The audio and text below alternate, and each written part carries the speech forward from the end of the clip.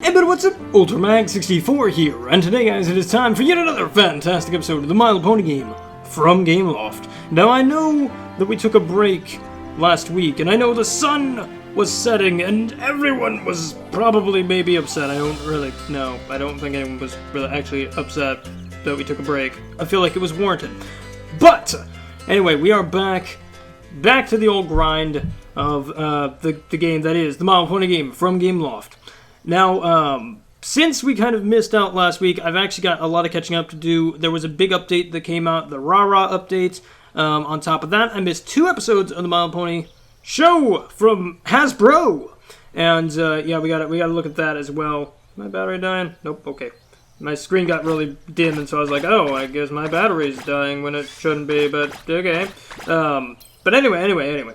So, I actually haven't been doing... I completed one quest of RaRa's to figure out what to expect, because, unfortunately, I was on a cruise ship, and, you know, cruises, they're out in the middle of the ocean. There ain't no Wi-Fi there. I mean, I got a little bit of Wi-Fi here and there, but it wasn't enough to play this game. And this game kind of requires Wi-Fi to really play, so I was like, okay, well, guess we're not doing anything in the My Little Pony game from Gameloft for a week. And boy howdy, is there stuff to do! So, anyway, what basically the RaRa update does is it adds a few things. For instance, you have to actually take out certain ponies and put them towards doing a task, like looking in the mirror or reading a book or finding a book or looking at balloons, which I feel like you guys could do a lot more productive things other than that, but okay. Anyway, so you do that and then you get the quest is done. I've actually got another quest we gotta do. We gotta buy the apple peeler. I don't know, oh, it's 40 gems, okay, well, we're not doing that, I guess. At least not until I can get more Gemmy Jews. But, anyway, in terms of pony news, I have been trying to keep up. There really hasn't been that much. So, what I've decided to do is take this time to go ahead and discuss the episodes, because I missed 2 episodes. And yeah, it's definitely going to be interesting, because one's really good, and one is okay. But anyway, we're gonna start off with the first episode 15, was it, or 14? Was it 14 or 15? Let me take a look, see here. I've got it pulled up. Let me see on my giant compooper screen. Let me see. I might have forgot to pull it up. That was my bad. Let's see. Oh, that's a future episode. Don't worry about that. You don't want to know what that was. You don't want to know. Cart before the ponies. That was it. I'm a dummy. But anyway, that one was, in my opinion, okay. It wasn't, like, a bad episode. It's just, like, the plot was very predictable. And I could see it a mile away. It was a big old plot. Big old plot. Just staring you right where the sun should be, and you're just like, huh, that's not the sun. That's the plot sitting there. Doing its plotty thing. So yeah, the plot wasn't, I mean, okay, so I guess let's back up. So basically, the synopsis for the rundown of the episode was that, basically, there's a Pinewood Derby type deal, kart racing thing going on, which Hasbro, why have you not made a kart racing game about horses? This is awesome. You need to do this. You've got the talent. Just do it. Make a game out of it. Don't put it on mobile. Put it on something else that's not that. Anyway. So yeah, they basically, Scootaloo, Sweetie Belle, Apple Bloom decide, hey, we want to participate in this Pinewood Derby type deal thing. Let's do it. It's tradition. Also, the RaRa update changed all this. But anyway. Makes it a lot easier to read. But regardless of all that jazz, they decided, hey, Rainbow Dash, Rarity, Applejack, let's help us out with this stuff. And then they're like, well, because Applejack's like, well, since the Apple families won the most traditional reward, because there was like 3 rewards. There was fastest, most creative, and most traditional. And so they were like, well, we've always won the most traditional, so let's keep that family tradition going. And Rainbow Dash was like, well, I won the fastest, so let's keep that. I want to be the fastest again. And Rarity was like, oh, well, I lost the most creative, so I want to win the most creative this time around. And long story short, the big girls get, you know, more caught up in this about wanting them to win, and instead of the girls having any fun or any creative say-so whatsoever. And then, you know, the bad stuff happens. So, yeah, you know, it about goes as you expect, where it's like, oh no, you know, you're getting all caught up and stuff, and bada bing, bada boom, oh no, there's a wreck, and yeah. And long story short, the girls get, you know, their comeuppance, and then they're like, okay, fine, well, let's do the right thing then.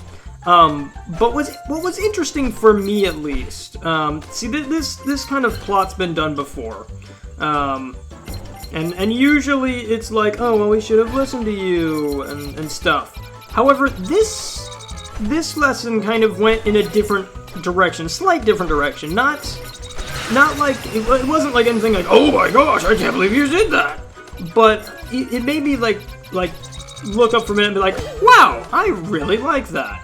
And that is like Sweetie Belle and Apple and Scootaloo all say, like, you know, it's, you know, we wanted to say something, and we kind of did, but at the same time, it's hard to talk to big ponies about stuff. It's hard to disagree with them and stuff like that, because they're grown-ups, and they know best. You know, and they were like, well, just because you're a grown-up doesn't mean you automatically know what's best 100% of the time, you know? And I was like, that is really interesting to say. Because, I mean, to a certain extent, yeah, that's kind of true. You know, well, I mean, I'm a freaking grown-up. You know, I don't have all the answers. I don't know everything. If I did, I'd be a lot more boring. But, that is an interesting way to look at things. The episode itself really wasn't like that, like, revolutionary. I mean, like I said, the story's been done a bunch of times in a bunch of different shows. I mean, don't get me wrong, I had fun with it. It was a fun little episode. That's why I'm not saying like it was a bad episode or anything like that. It was a very fun episode for me. I rather enjoyed it, but in terms of like writing and stuff, this was done a million times before. It wasn't very unique. But the end lesson, the end result was, like, what you took away from it kind of was a tad unique. And that was really cool. That was really cool. And what was funny was that Scootaloo actually tried to make a chicken cart. And I was like, at that exact moment, I bust out laughing. And I was like, oh, so even the show staff acknowledges she's a chicken. Oh, that was great. That was wonderful. Little subtle nod there. And that's probably my favorite type of show staff referencing a fandom thing. It's like, it's subtle, it's silly, and it's there, but it's like if you weren't in the fandom, you'd just be like, oh, it's a chicken car, okay. You know, but it's just funny. That was funny. But another one that was absolutely, like, wonderful to me, like, that, and here's the thing, we're moving on to 20 pranks later, or 28 pranks later, what was it? Was it 28 pranks or 20 pranks later? 28 pranks later. Now here's the thing, I've got a soft spot for zombies. I love zombies. I don't know why. I love them so much, I just do. They're just so much fun.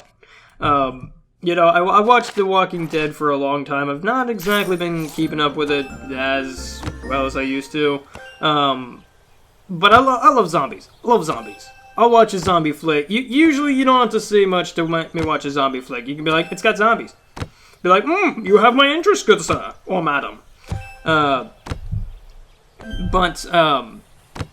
anyway, this was a reference to, what was it, 28 Days Later? Was that it? That was a zombie flick, right? I'm pretty sure. And boy howdy did this episode had me just like, oh my gosh, this is fantastic. I love every minute of this. Granted, after I got done, you know, squeeing over every last thing that ever happened, I looked at it and was like, okay, so overall lesson-wise, this is kind of retreading ground here, but the episode itself was fun, and I think that kind of was the takeaway from it. The plot itself felt like something that I expected from the comics, honestly, like a zombie town type deal, sort of thing. I was like, oh, this would be a cool like thing they could do in the comic. That'd be a fun thing to do. Like, imagine all the references they can make with that Dawn of the Dead, Shaun of the Dead, obviously Walking Dead. They could do all kinds of stuff, but they decided to do it in the show. I mean, that's not saying that the comics can't do that. I think they actually did do it once, if memory serves. But I was just looking at, like, oh my gosh, I could totally see, like, Andy Price doing, like, some really cool, like, very detailed zombie, air quotes, zombie horse faces, and it'd be so fun. It'd be totally rad. But he didn't do that. It didn't happen. But I gotta admit, like, this is the closest we'll probably ever get to like horror, air quotes. I don't know really what to call this, but it's probably the closest we're ever gonna get to anything like horror wise in the show proper. It was a fun romp. It was very fun. Oops, didn't mean to do that. But that it was just a great time. Had a ball with it. But let's see. Let's go ahead and I lost track of my thought there. Let's go ahead and run down what basically is going on. So, Dashi decides, hey, I want to, prank everybody for reasons, because pranks are fun. I mean, it's okay. Pranks are fine. Dash has a, history of it. Dating all the way back to season 1, and then she did it in Nightmare Night, and now we're full circle. Full circle. Good old circle jerk. But anyway,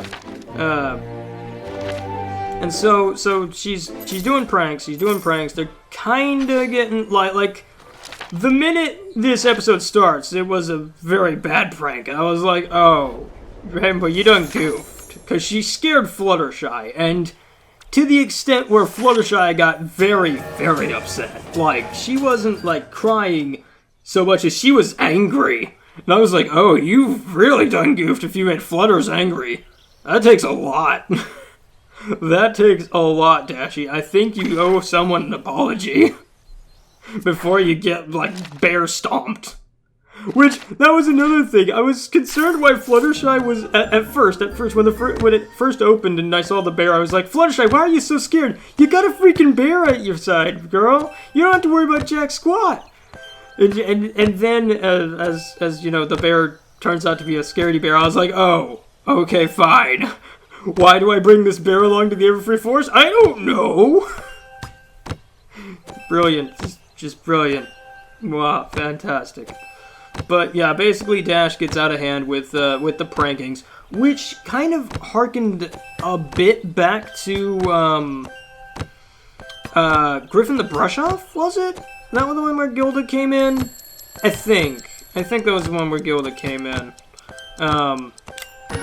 Back in season 1, and I mean, I'm gonna talk more about this later, but like a lot, like this feels like it's been done before, but at the same time, I don't know.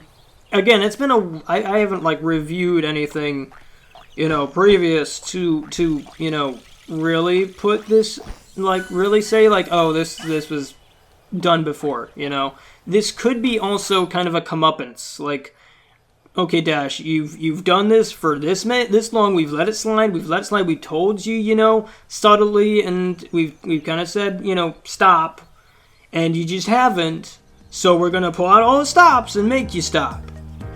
We're gonna drill this into your head. Anyway, oops, I hit the wrong thing again.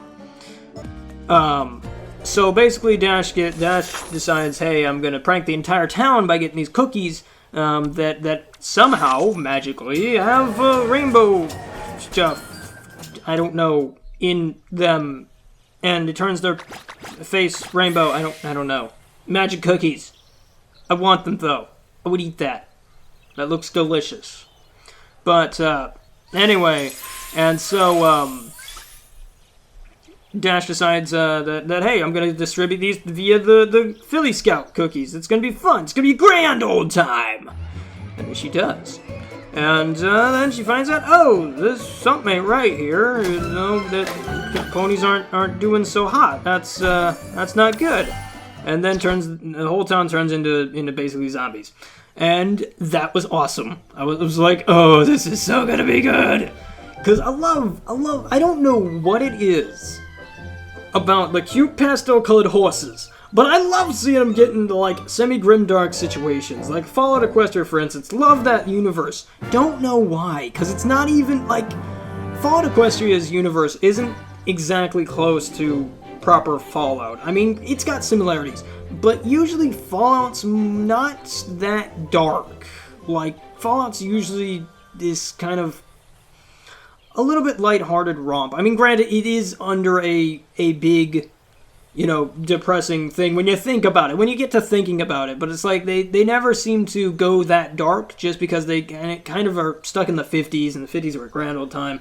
Anyway, like, at least, like, it doesn't seem like they go as dark as, well, at least, I'm not saying, like, Fallout 1 and 2, I'm saying, like, Fallout 3, New Vegas, and 4, don't seem to go as dark, I guess. It's a hard thing to compare, honestly, because, like, they kind of do, but they don't. Whatever. I'm not gonna stick on it. If someone yells at me in the comments, I'm sorry. I'm sorry. I'm a horrible person. What can I say? But anyway, I just love that. I love it. I don't know if it's just because it's the stark, like, contrast, cute, colorful horse in grimdark situation. I don't know if it's that, or just the fact that I just love grimdark things. I don't know. I honestly don't know. But anyway. So basically, you know, we get a lot of zombie references, which were really, really good. Like, they had a legitimately, like, slightly unsettling. It wasn't like, oh, I don't think kids should watch this type unsettling, but it was definitely like oh, this is kind of creepy scenarios, and I really liked that. I really was having a ball with that. Another thing we got was like a bunch of really good, like, almost apocalyptic type. Like, honestly, I'd love to see, like, you know how Call of Duty has the zombie mode and stuff where you gotta defend a area. I kind of would like to see someone maybe tackle that in a video game form. Not saying, you know, obviously we can't shoot the horses. I mean, I guess you could, but, like, I would prefer to see something like something like Hasbro could do. They probably never will, but, like, have, like, a defend the base type thing in 3D where you're, like, trying to nail up the barn and stuff like that, and trying to defend the from the zombies until morning and stuff where it wears off, and then you go into night 2 or something like that, you know, whatever. But I wouldn't mind seeing that. I think that'd be an interesting little thing to try and do. But other than that, like, the thing is like, the main lesson was that, you know, you shouldn't prank people, you know, unless they're enjoying it or it's something they enjoy and stuff like that. Pranks can be funny, etc., etc. Which, I don't know, it kind of felt like we were retreading ground.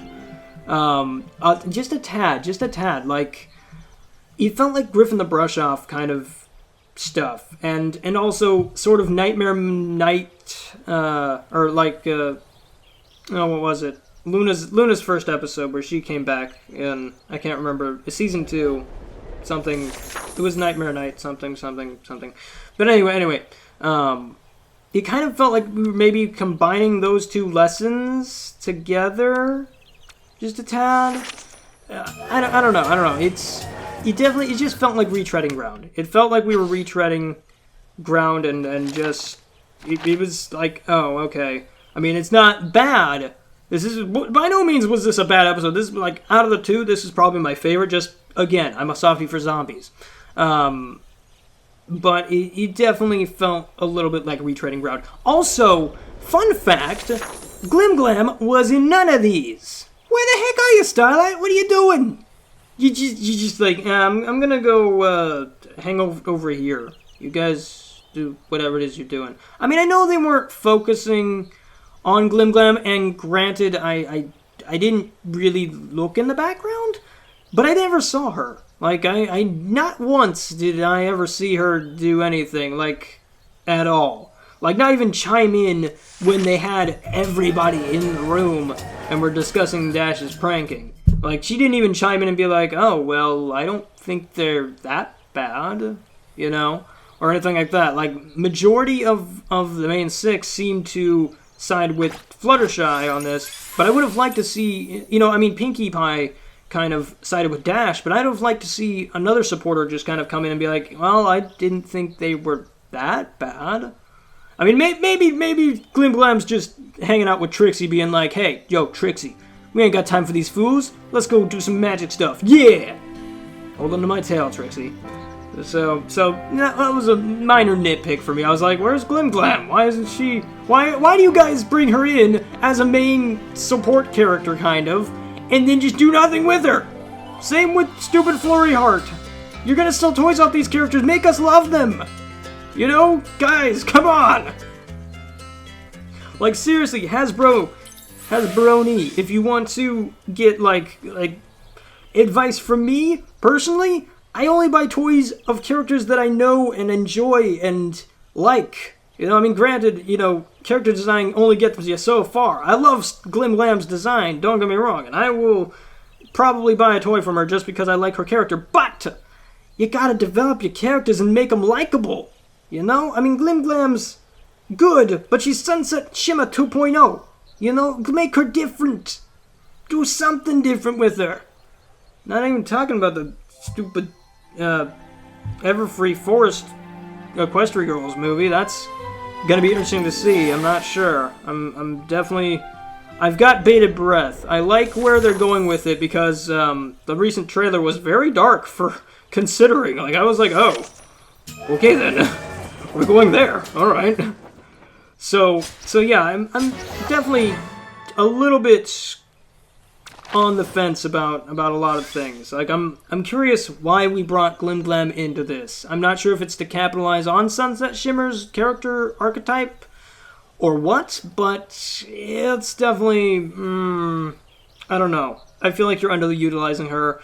And Flurry Heart, I swear, if Flurry Heart's just was thrown in at the beginning and that's it, I'm gonna be real meh about a lot of things. Because it's like, for instance, Cadence, we've got nothing on Cadence, and like, I want more. The comics like brought more into her, and I know you can only do so much with a baby, but come on, give us something. But anyway. That's gonna about do it for the My Little Pony game from Gameloft this week. I'm gonna actually run down my friends list. But unfortunately, since I have 79 requests, because, you know, I went away for a week, technically like 2 weeks, because there wasn't an episode, but that's here nor there. So we're going to go ahead and run down the list. I'm not going to say any jokes. I'm just going to keep going. That has no number on it. That's kind of weird, but okay. So, okay, wait a minute! How?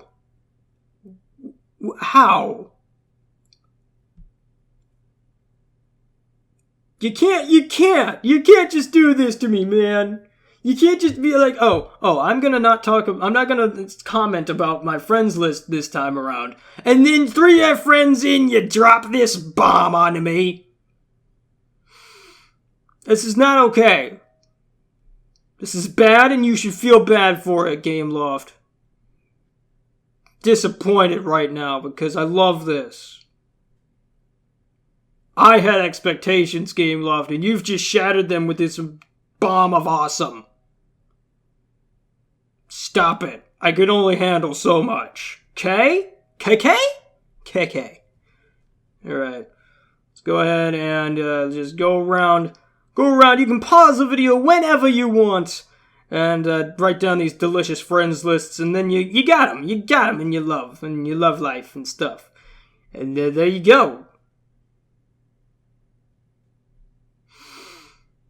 Gameloft. I feel we need to have a talk. Okay? You can't just keep doing this to me. Okay? I don't know how to react to this. Alright? I don't know. You can't, no. This is not okay. I will not stand for this. I will not be sat down and shown this much amount of awesome and just be expected to not do anything about it. Okay? Don't make me break out the change.org petition. I'll do it. Don't make me do it. I am a man on the internet, and darn it all, I'm sure I have no influence whatsoever, but still, I will break out the change.org thing. Don't make me do it. I love you too much. Okay? Okay. Glad we had this talk.